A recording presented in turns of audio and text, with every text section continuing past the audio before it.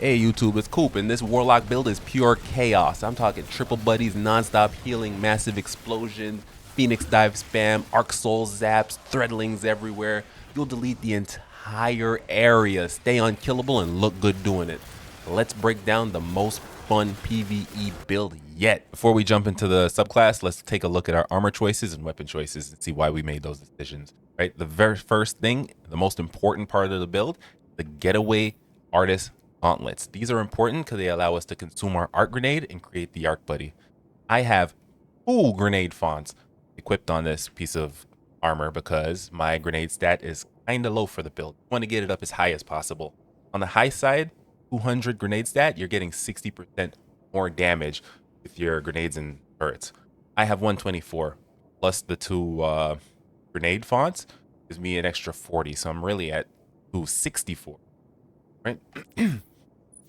On my boots, I am using time dilation to maintain those grenade fonts as long as possible because that folds in cooldown of my abilities.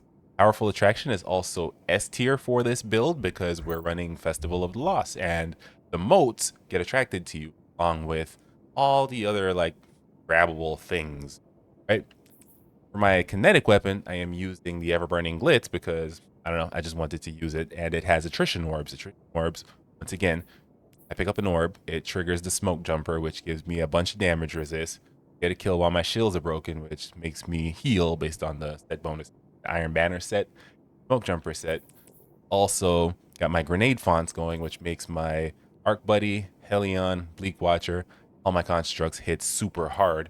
I have some health mods or health fonts in which boosts up my low health stat. Really won't be needed because there's so much healing and damage boost in this build. It's insane. For single target damage, the Dragon's Breath annihilates anything in front of it. Shoot 1 rocket and just go about your day. My special weapon, I am using the Lotus Eater because sidearms just good.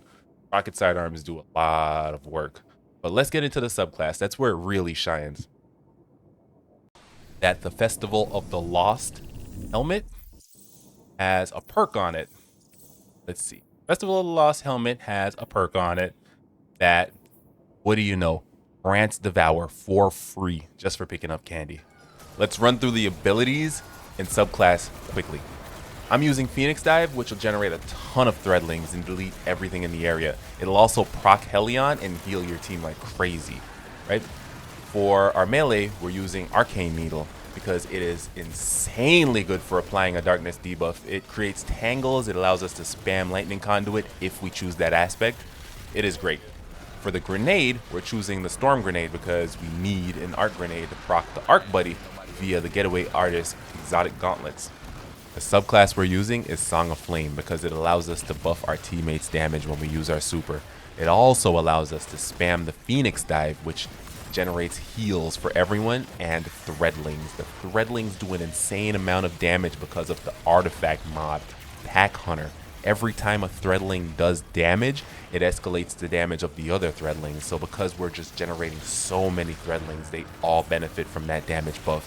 It annihilates Yellow Bar's bosses and packs. The gameplay on display is using Weaver's Call and Helion aspects. The Weaver's Call aspect is used to generate 3 threadlings and release any perched threadlings. As the threadlings get kills, they generate more perched threadlings. That's why I'm saying that we can generate anywhere between 3 and 5 threadlings per use. The Helion aspect is how we summon the Solar Buddy. Every time we use our Phoenix Dive, the Solar Buddy is really strong because its attacks cause Scorch.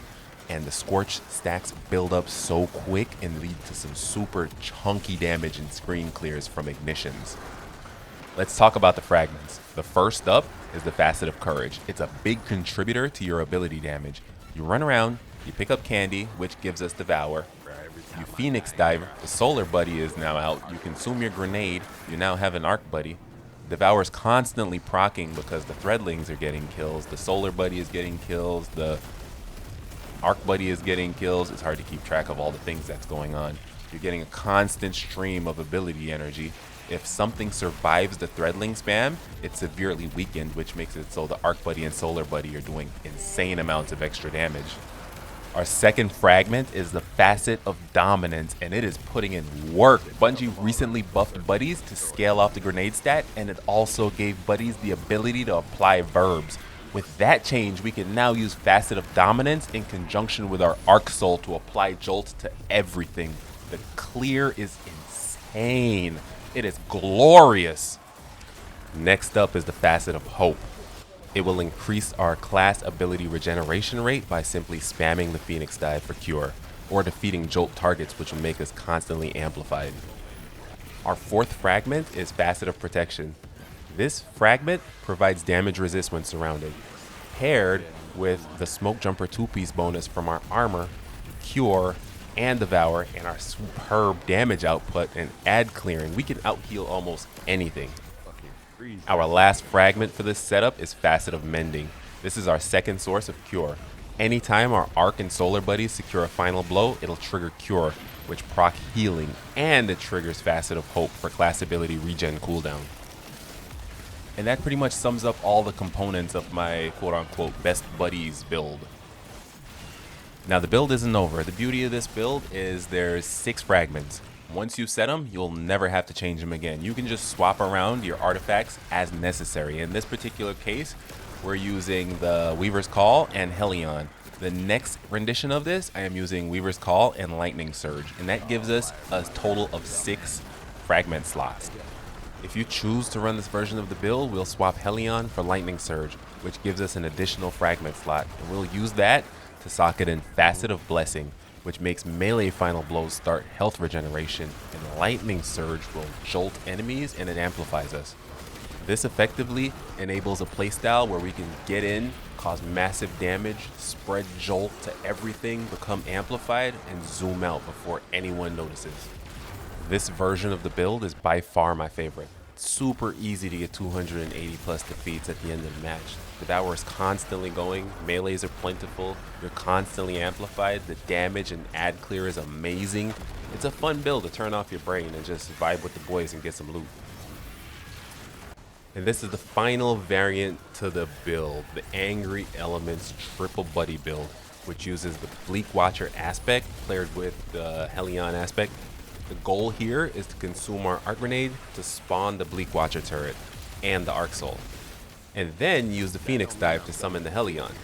The Bleak Watcher will apply Slow, which is a Darkness debuff, which will then trigger the Facet of Courage, which makes it so all our light abilities do bonus damage. So the Arc Soul and the Helion, which are now grenade abilities based on the patch that was just currently released, they will do a ton of extra damage and get you a ton of kills.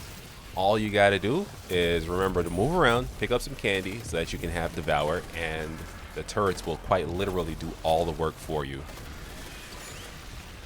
With that being said, that's a very interesting playstyle. Like, yeah, it's super effective because it's doing a lot of damage and whatnot, but yeah, you're not really playing the game now, are you?